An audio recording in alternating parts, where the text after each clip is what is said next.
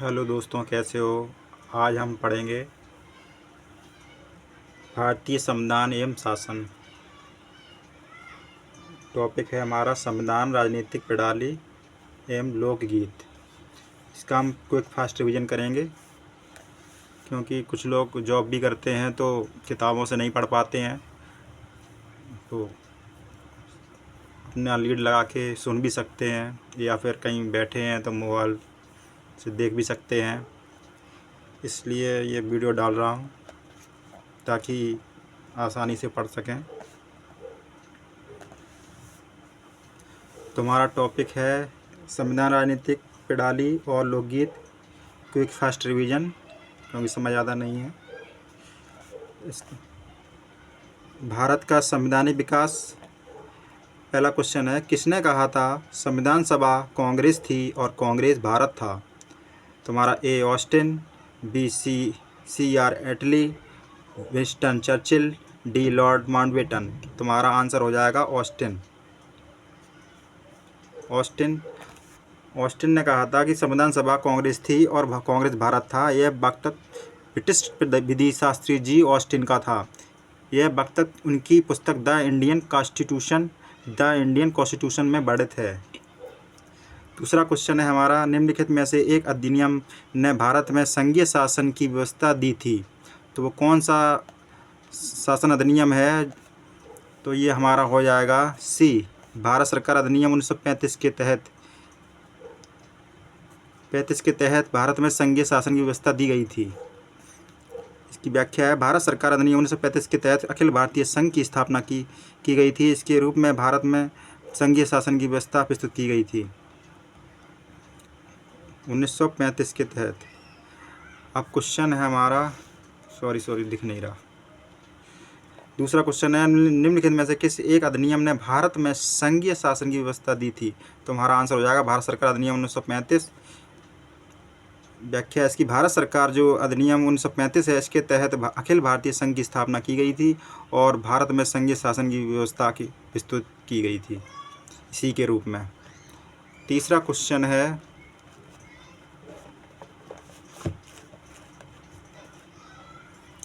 हमारा, भारतीय सिविल सेवा के संदर्भ में निम्नलिखित कथनों में से कौन से कथन सही हैं? तो पहला है, भारत सरकार अधिनियम 1919 में भारतीय सिविल सेवा के लिए एक अलग परीक्षा का प्रावधान किया गया था, जो कि भारत में होनी थी। दूसरा है हमारा, भारतीय सिविल सेवा में 1941 में भारतीयों का प्रतिशत यूरोपियों से अधिक था। तो इसका आंसर हो जाएगा पहला ए, भारत सरकार अधिनियम 1919 में भारतीय सिविल सेवाओं के लिए एक अलग परीक्षा का प्रावधान किया गया था। ये बात सही है, क्योंकि ये भारत में होनी थी। और दूसरा, भारतीय सिविल सेवा में 1941 में भारतीयों का प्रतिशत यूरोपियों से अधिक था। ये भी बात सही है। तो हमारा आंसर हो जाएगा सी, 1 और 2 दोनों। इसकी व्याख्या है, भारत में आधुनिक मेरिट आधारित सिविल सेवा ICS का जो प्रारंभ हुआ था 1854 में लंदन में सिविल सेवा आयोग की स्थापना से हुआ था। 1854 में लंदन में। 1855 से इस हेतु प्रतियोगी परीक्षा लंदन में ही आयोजित की जाने लगी। भारतीयों की लगातार मांग के बावजूद भी यह परीक्षा जो थी भारत में ना होकर भी लंदन में की होती रही। अंततः भारत सरकार अधिनियम आया और 1919 के तहत 1922 से IAS की परीक्षा भारत में भी होनी प्रारंभ हो गई। पहले ये इलाहाबाद में होती थी, फिर बाद में दिल्ली में, इसके बाद 1930 के दशक में अंत तक यूरोप वासियों की उपलब्धता भारतीय सिविल सेवा में कम होती गई तथा इस सेवा में 1941 तक स्पष्ट रूप से भारतीयों का प्रतिशत और यूरोप वासियों से अधिक हो चुका था।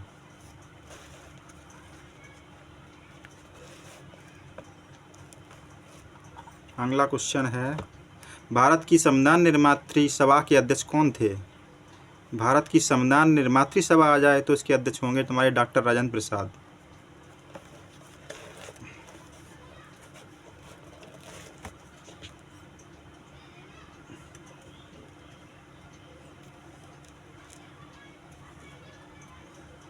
इसमें अब तथ्यात्मक नोट्स दी रखे हैं, ये आप पढ़ लेना, क्योंकि हम केवल क्वेश्चन कराएंगे जो IBU क्वेश्चन है उन्हीं को हम कराएंगे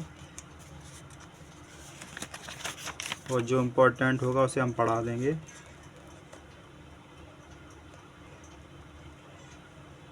अब जैसे एक इसमें क्वेश्चन दे रखा है, भारत सरकार अधिनियम 1935 के अंतर्गत प्रांतों में द्वैध शासन व्यवस्था को समाप्त किया गया था और केंद्र में द्वैध शासन को लागू किया गया था। फिर इसमें एक ये है, भारत में संघीय न्यायालय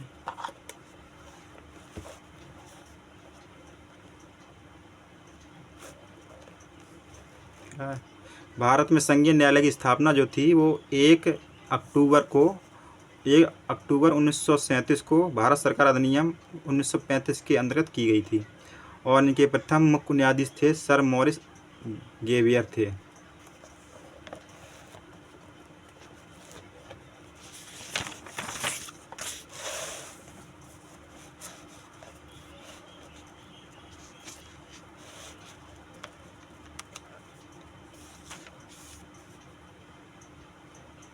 इसके बाद अगला क्वेश्चन है,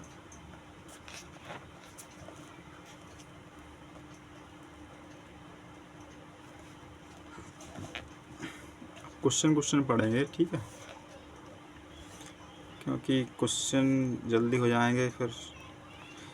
5वां क्वेश्चन है, कौन संविधान सभा का संवैधानिक सलाहकार था? तो हमारा होगा BN राव। BN जो राव थे वो संविधान सभा के संवैधानिक सलाहकार थे। अगला क्वेश्चन है, संविधान सभा द्वारा भारतीय संविधान को स्वीकृत किया गया था। तो भारतीय संविधान को कब स्वीकृत किया गया था? तो ये हमारा 26 नवंबर 1949 को किया गया था। 26 नवंबर 1949 को भारतीय संविधान को स्वीकृत किया गया था।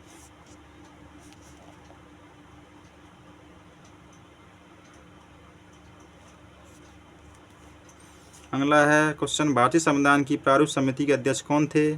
तो प्रारूप समिति की बात आ जाए तो वहाँ हमारे डॉक्टर भीमराव अम्बेडकर जी होंगे। भारतीय संविधान की प्रारूप समिति के अध्यक्ष की बात की जाती है तो वहाँ हमारे डॉक्टर BR अम्बेडकर जी हैं।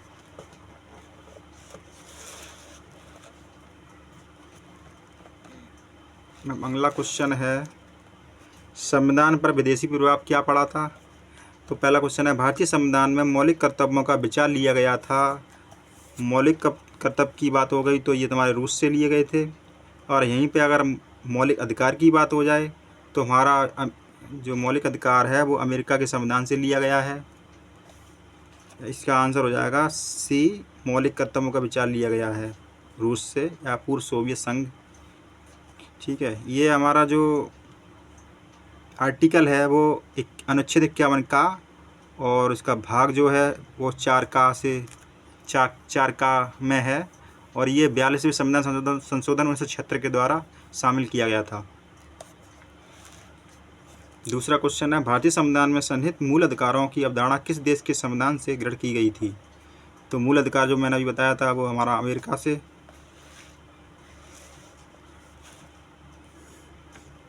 तीसरा क्वेश्चन है, भारतीय संविधान में मूल अधिकारों का विचार लिया गया है। मूल अधिकार तो ये ये आपको पता होगा कि ये अमेरिका से लिया गया है मूल अधिकारों का विचार। अब अगला क्वेश्चन है,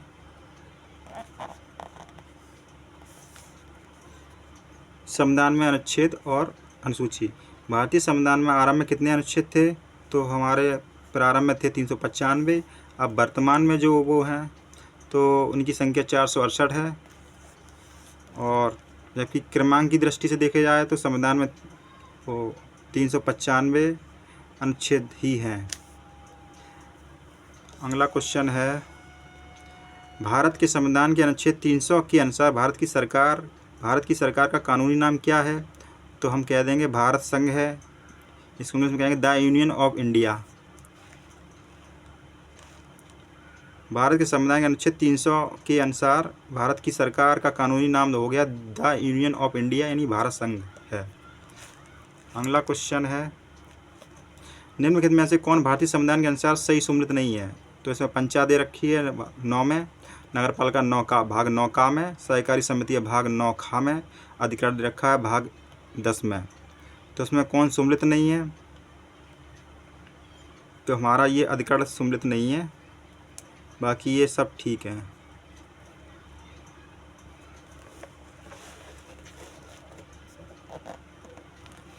अब अगला क्वेश्चन है, निम्नलिखित में कौन एक सही सम्मिलित नहीं है?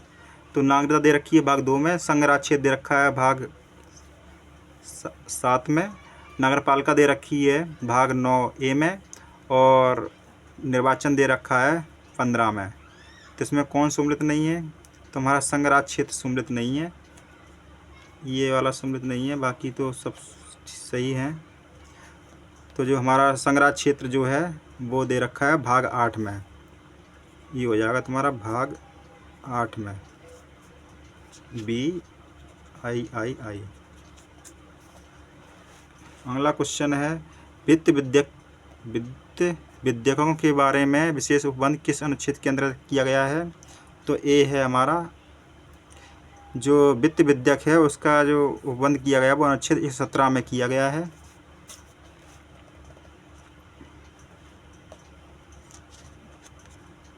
और आर्टिकल 119 में किया गया है, संसद में वित्तीय कार्य संबंधी प्रक्रिया का विधि द्वारा विनियमन।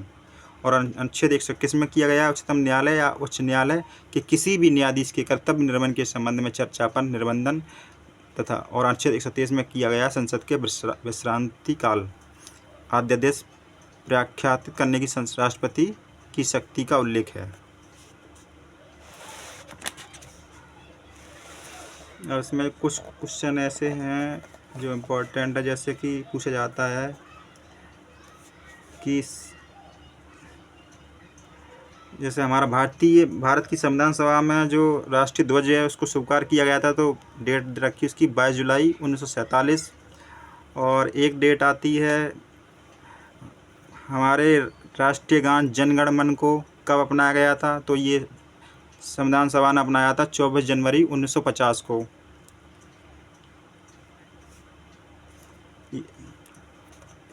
इसके बाद भारतीय संविधान सभा में कुल कितनी महिलाओं की संख्या थी? तो 15 थी। और एक क्वेश्चन और आता है कि भारतीय संविधान को कब अंगीकृत किया गया था? तो ये किया गया था 26 नवंबर 1949 को।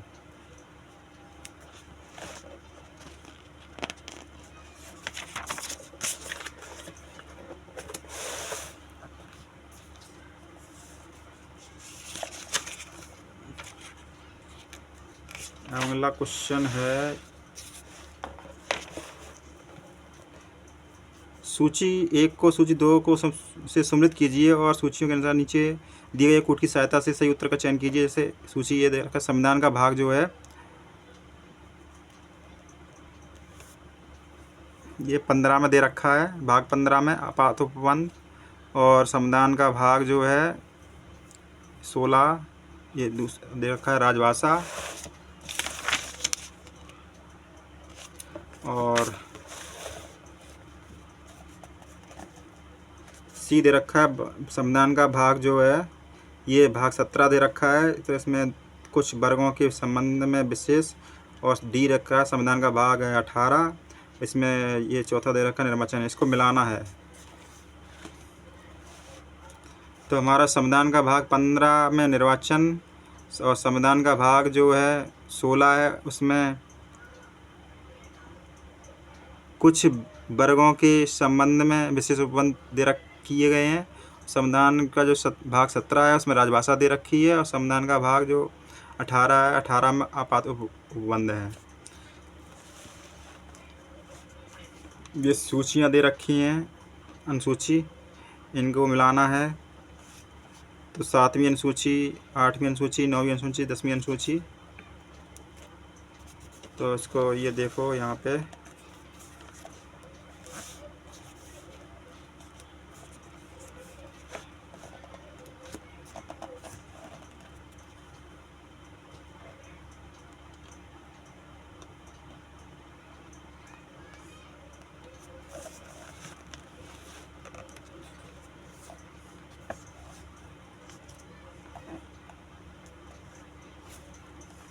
दिख रहा है।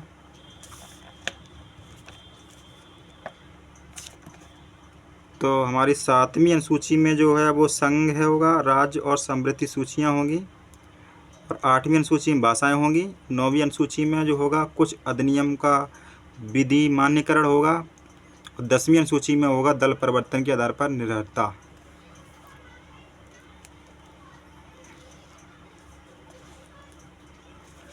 क्वेश्चन है 9वां, आर्थिक नियोजन भारतीय संविधान की किस सूची में सम्मिलित है? आर्थिक नियोजन भारतीय संविधान की, तो ये आर्थिक नियोजन की बात है तो ये समृद्धि सूची का विषय है।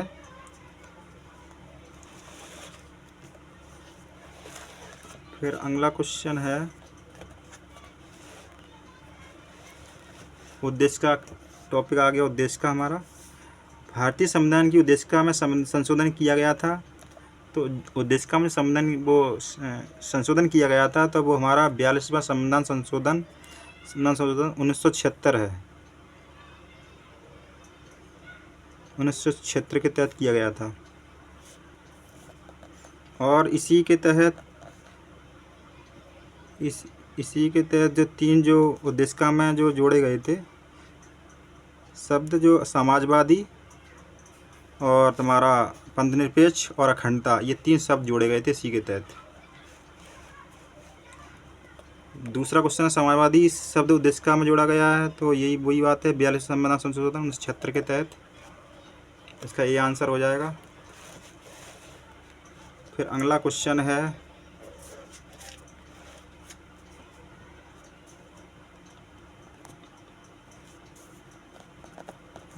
तीसरा है, भारतीय संविधान का कौन सा भाग संविधान की आत्मा कहलाता है? तो कौन सा भाग है? तो हमारा उद्देशिका भाग जो है संविधान की आत्मा कहलाता है उद्देशिका को। और भारतीय संविधान की उद्देशिका में जो संविधान की आत्मा कहा जाता है, तो वो के.एम. मुंशी ने इसे राजनीतिक जन्मपत्री कहा। इसके बाद अगर क्वेश्चन आ जाए कि संवैधानिक उपचारों के अधिकार को संविधान की आत्मा किसने कहा?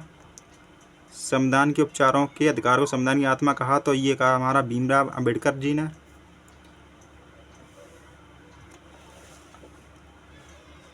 अगला क्वेश्चन है, भारतीय संविधान की प्रस्तावना में जिन आदर्शों एवं उद्देश्यों की रूपरेखा दी गई है उनकी व्याख्या की गई है, तो वो हमारी व्याख्या की गई है मूल अधिकारों, राज्य के नीति निर्देशक तत्व और मौलिक कर्तव्य के अध्यायों में।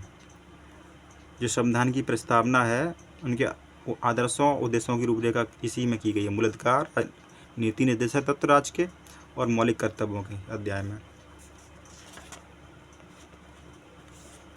अब इसमें जो मेन टॉपिक है, जैसे राज्य सूची का विषय पूछा जाए तो इसमें इसके अंतर्गत आते हैं पुलिस आएगी, लोक स्वास्थ्य और स्वच्छता, प्रति व्यक्ति कर, गैस, कृषि, रेलवे, पुलिस, कारागार, पंचायती राज और भूमि सुधार, ये राज्य सूची के विषय के अंतर्गत है। और संघ सूची के विषय के अंतर्गत आएंगे रेडियो, टेलीविज़न, शेयर बाज़ार, हमारा शेयर मार्केट, डाकघर, बचत बैंक, जनगणना, बैंकिंग, बीमा, रक्षा, रेलवे और निगम कर, ये संघ सूची के अंतर्गत आएंगे।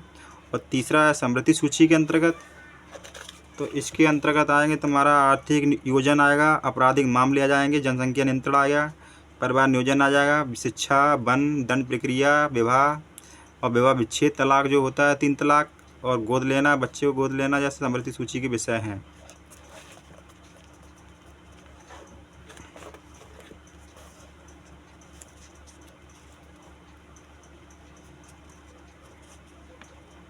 आजकल शेयर मार्केट जो है, शेयर मार्केट हमारा संघ सूची के विषय है, आजकल बहुत डाउन चल रहा है, क्योंकि इतने अपराध जो हो रहे हैं ईरान, फिलिस्तीन, अमेरिका, एक दूसरे के ऊपर।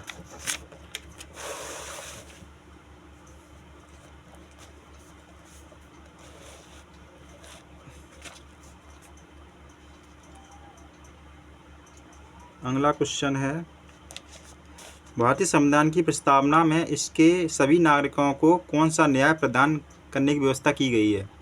तो जो न्याय है वो हमारा 3 है, एक तो सामाजिक रूप से किया जाएगा, और दूसरा हमारा आर्थिक रूप से, तीसरा राजनीतिक रूप से। ये 2021 में क्वेश्चन आया है RO में। फिर है हमारा टॉपिक है शासन प्रणाली। भारत में राजनीतिक सत्ता का प्रमुख स्रोत कौन है? राजनीतिक सत्ता का प्रमुख स्रोत पूछा जाए तो हम ही लोग हैं, जनता, क्योंकि जनता के द्वारा ही राजनीतिक सत्ता का, क्योंकि जनता ही चुनती है हम अपने प्रधानमंत्री को। भारत में राजनीतिक सत्ता का प्रमुख स्रोत जो है जनता है, क्योंकि भारत का संविधान आरंभ जो होता है वो हम ही लोगों से होता है, तो हम भारत के लोग शब्दों से होता है, क्योंकि इसके साथ ही भारत एक लोकतंत्रात्मक राज्य है, और अर्थात भारत में राज सत्ता जो होती है वो जनता में नीत होती है। जनता को अपने प्रतिनिधि निर्वाचित करने का अधिकार है। अपना जो प्रतिनिधि है उसको निर्वाचित कर सकता है जनता, अपने जो जनता की ओर से देश का शासन चलाते हैं वो हमारी तरफ से ही देश को शासन चलाते हैं, क्योंकि हमारे द्वारा ही चुने जाते हैं। जो कोई राष्ट्रपति प्रधानमंत्री, मुख्यमंत्री, राष्ट्रपति तो निर्वाचित होते हैं, लोकसभा और राज्यसभा, दो एंग्लो इंडियन। अगला क्वेश्चन है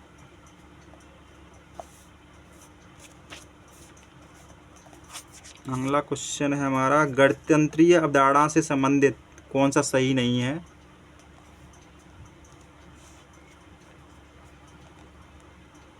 तो इसमें हमारा आंसर हो जाएगा, एक राज्य जिसमें जनता सर्वोच्च है, बी ये सर्वोच्च शक्ति निर्वाचित प्रधान में निहित है वो, सी ये सर्वोच्च शक्ति एक राजा के समान है, एक ही व्यक्ति में निहित है वो, डी है एक ऐसी सरकार जो जनता द्वारा निर्वाचित प्रतिनिधियों की हो।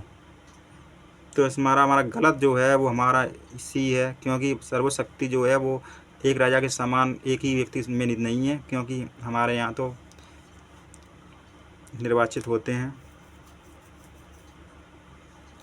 कि वंशानुगत नहीं है अपने यहाँ, ये तो ब्रिटेन वगैरह में है। अगला टॉपिक है राष्ट्रीय प्रतीक।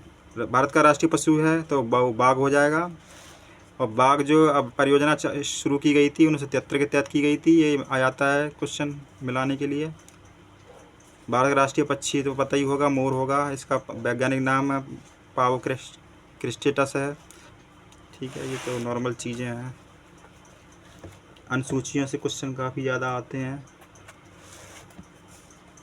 तो पहली अनुसूची में क्या है, राज्य एवं संघ राज्य क्षेत्रों के बारे में दिया गया है। दूसरी अनुसूची में जो दे रखा है संवैधानिक अधिकारियों के वेतन के बारे में दे रखा है। तीसरी अनुसूची में शपथ का प्रारूप दे रखा है। चौथी अनुसूची में राज्यसभा में स्थान आवंटन के लिए दे रखा है। और पाँचवीं अनुसूची में SC ST के लिए प्रशासन और नियंत्रण के बारे में दे रखा है, पाँचवीं अनुसूची में। और छठी अनुसूची में जो है असम, मेघालय, त्रिपुरा, मिजोरम, ATM, MM, इसका शॉर्टकट जो की होता है वो बनेगा ए से असम, M से मेघालय, या फिर ऐसे ले लो ATM कर लो, तो असम, त्रिपुरा, T से त्रिपुरा, और M से मेघालय, और फिर M से मिजोरम, ATM। सातवीं सूची में दे रखा है संघ दे रखे राज्य और समृद्धि सूची विषय हैं। आठवीं में अनुसूची में भाषाएं हैं जो 22 हमारी हैं। और नौवीं अनुसूची में भूमि सुधार है 1951 के तहत, आर्टिकल वो 1951 जवाहरलाल नेहरू ने जो किया था भूमि सुधार के लिए। और 10वीं अनुसूची में दल परिवर्तन है, 10वीं में दल परिवर्तन, 11वीं में पंचायत, और 12वीं में अनुसूची में नगर पालिका। ये 11वीं अनुसूची जो है पंचायत वो 9 में है, भाग 9 में, और 12वीं अनुसूची जो नगर पालिका जो है वो 9 का में है। एक सरकारी समिति आती है यहाँ पे, तो वो भाग 9 खा में है। इसके बाद हमारा क्वेश्चन है राज्य एवं संघराज्य क्षेत्र जो है। पहला क्वेश्चन है निम्नलिखित में से किस राज्य का गठन जो वर्ष 1948 में हुआ था? तो हमारे यहाँ पे हो जाएगा 48 की बात की गई है, तो ये पंजाब हो जाएगा, क्योंकि पश्चिम बंगाल जो है उसका प्रोविंस जो है वो 15 अगस्त 1947 दे रखा है, और स्टेट जो है 26 जनवरी 1950 है, और असम का दे रखा है 15 अगस्त 1947, ये भी 26 जनवरी 1950 है स्टेट। पंजाब जो 15 अगस्त 1947 है, इसका भी स्टेट भी 26 जनवरी 1950 है। हिमाचल प्रदेश 15 अप्रैल 1948 है, और ये 25 जनवरी 1971 है। अब इनका जो राज्यों का निर्माण का सही आरोही क्रम लगाइए, ये क्वेश्चन ऐसे आ जाते हैं डेटेड वाले क्वेश्चन। तो इसमें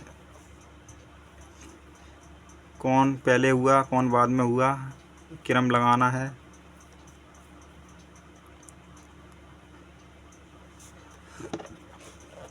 तो ए है नागालैंड, मेघालय, सिक्किम, अरुणाचल प्रदेश। बी है मेघालय, अरुणाचल प्रदेश, नागालैंड, सिक्किम।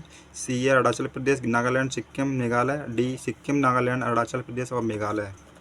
तो हमारा ये सीरियल क्रम हो जाएगा। नागालैंड जो है राज्य, उसकी स्थापना हुई थी 1 दिसंबर 1963 को, और मेघालय की 21 जनवरी 1972 को, सिक्किम की 16 मई 1975 को, अरुणाचल प्रदेश की 20 फरवरी 1987 को। इसके बाद तीसरा क्वेश्चन जो है वो सूची दे रखी है 1 और 2, और उनको सुमित कीजिए। तो ये हमें को मिलाना है। तो इसको हम नागालैंड जो हुआ था तुम्हारा ये 63, तो इस 63 दे रखा है, तो 72 से मिलाएंगे, वो 62 से मिला देंगे। इसके बाद झारखंड जो है हमारा, वो तो झारखंड हुआ, छत्तीसगढ़ हुआ, ये हमारे 2000 में हुए थे। और तेलंगाना जो अभी हुआ था प्रेजेंट 2014 में, और सिक्किम बचा तुम्हारा 1975 में हुआ था।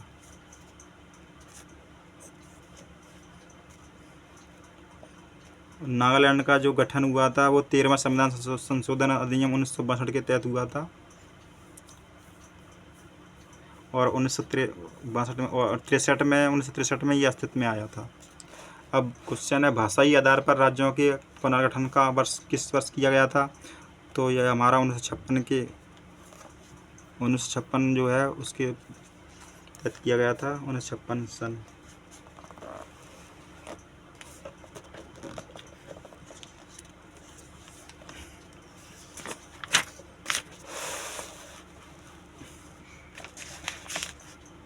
अब अगला क्वेश्चन है, और जो राज्य पुनर्गठन अधिनियम 1956 के द्वारा किया गया था, तो भाषाई आधार पर किया गया था, और ये भाषा के आधार पर सर्वप्रथम आंध्र प्रदेश राज्य में किया गया था, और इस आंध्र प्रदेश का जो अलग करके राज्य के रूप में सृजन किया गया था 1953 में।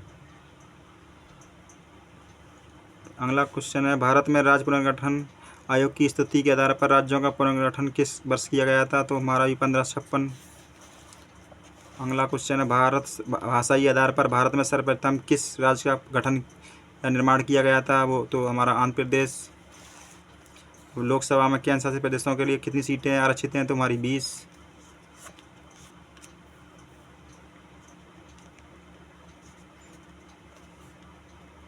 संविधान अनुच्छेद 81 में जो है उसमें 7वें संविधान संशोधन 1956 और 31वें संविधान संशोधन 1973। तो इसमें गोवा और दमन द्वीप का पुनर्गठन अधिनियम 1987 द्वारा यथा संशोधित के अनुसार लोकसभा के लिए अधिकतम 530 सदस्य राज्यों के निर्वाचित क्षेत्रों से अधिकतम 20 सदस्य केंद्र शासित प्रदेशों से निर्वाचित हो सकते हैं।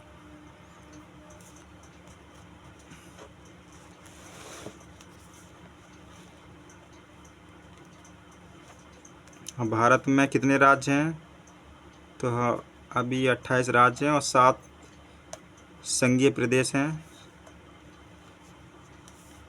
इसके बाद अगला क्वेश्चन है, मार्च 2018 में भारत के किस राज्य ने अपने राज्य ध्वज का अनावरण किया था। तो ये कर्नाटक ने किया था।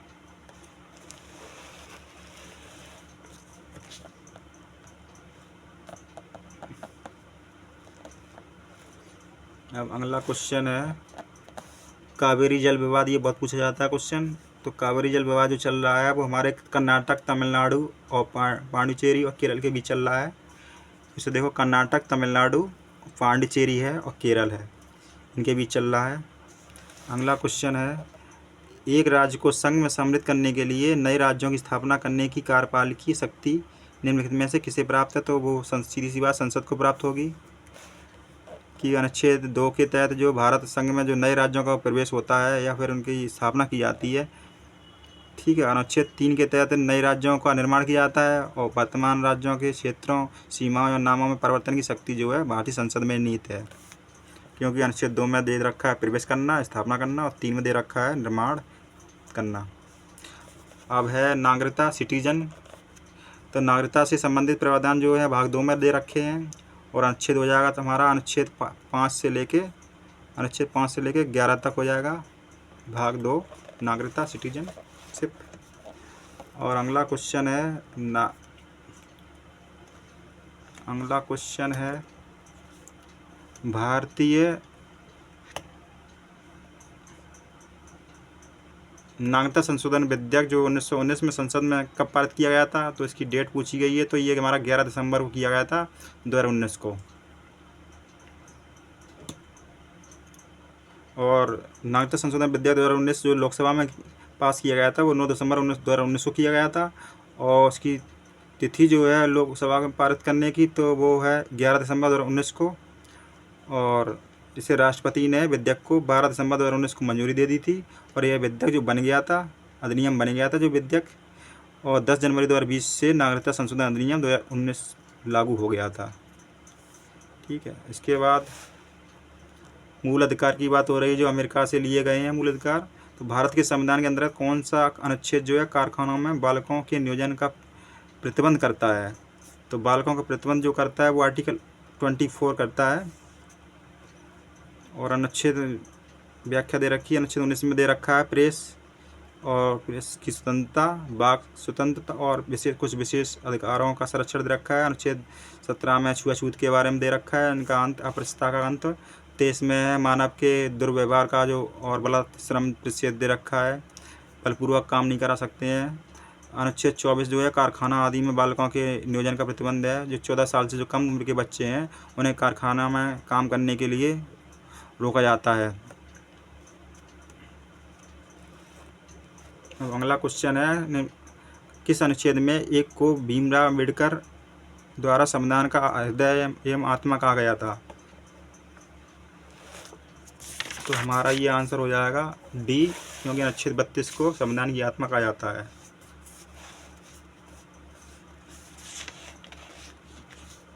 आज के लिए इतना ही, आगे कल देखेंगे कितने क्वेश्चन हो गए। ये हमारा टॉपिक हो गया है